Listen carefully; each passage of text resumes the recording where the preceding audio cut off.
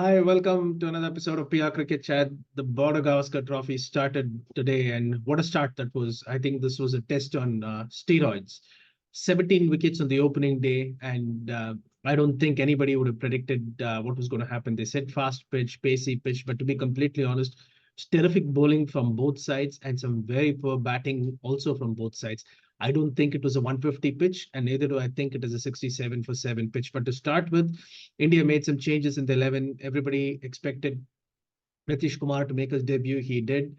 I would have thought that India would go with Bumrah, Akashdeep, and uh, Prasidh Krishna as their bowlers, but they instead went with Bumrah, Siraj, and Harshit Rana with the debut. So two debutants today.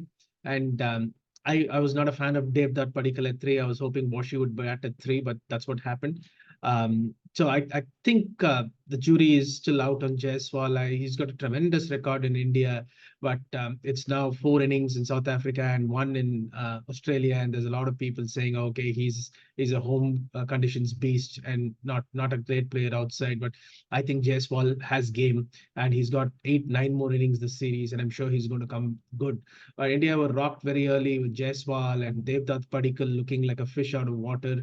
Kohli, it was sad to see such a great player struggle because all Kohli does is plant his front foot forward, and Australia saw that, pitched it short, and he pushed one to slip.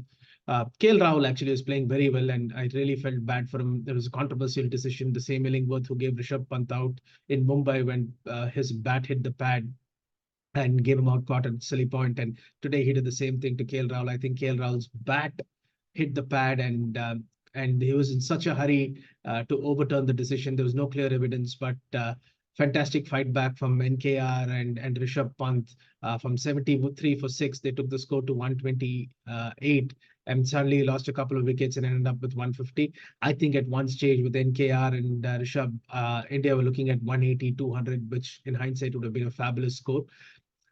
To be honest, I thought this game was done and dusted unless India picked up like 3 wickets in the first 20 overs. They didn't pick up three, they picked up five, and they were fantastic. I think Bumrah was spot on with his captaincy. I'm positive if Rohit was the captain, the game would have drifted. The fourth bowler or the fifth bowler would have come on, and easy runs would have been had. The fields wouldn't have been so tight. Bumrah captained brilliantly, and hopefully he can do that tomorrow because Mitchell Stark is no mug with a bat, and Alex Carey seems to be in the form of his life. Hazelwood and Lyon can bat a bit. If India can manage to get a lead of even 10, 20, that will be amazing. What India cannot afford to do is let the tail wag, which has happened so often in the past, as recently as Bangalore when Tim Southee with Rachin Ravindra pushed the score from 230 to 400. That cannot happen for India because they need to get these 3 wickets quickly. If they get a lead of 20, 30, great. But if they don't get a lead, that is okay. What they cannot afford to do is give up a lead because they've done all the hard work now. And I think the Indian batsmen are still under the pump, so I don't expect them to come good all of a sudden. So any lead is great for India. Fantastic bowling from Hazelwood and Stark and Cummins. They were really good. So were India. Bumrah was excellent. Harshit Rana was good. Siraj was good. So he got enough support. Unfortunately, Kohli's bad run with the bat is showing on the field.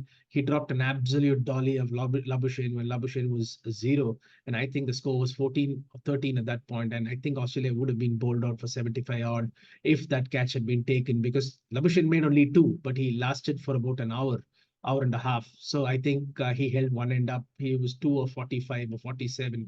So I think that catch was huge in the larger context of the game. So where is this game headed tomorrow? I think India need these 3 wickets, and if they can actually bat for the rest of the day, which seems unlikely, they will be in pole position. But I, for one, can't wait for day two to start.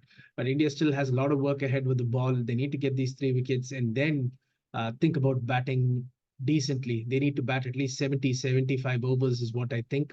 And day two apparently is going to be the best day to bat. So India should take advantage of that. We'll come back with a day two review tomorrow. Thank you so much for watching another episode of PR Cricket Chat.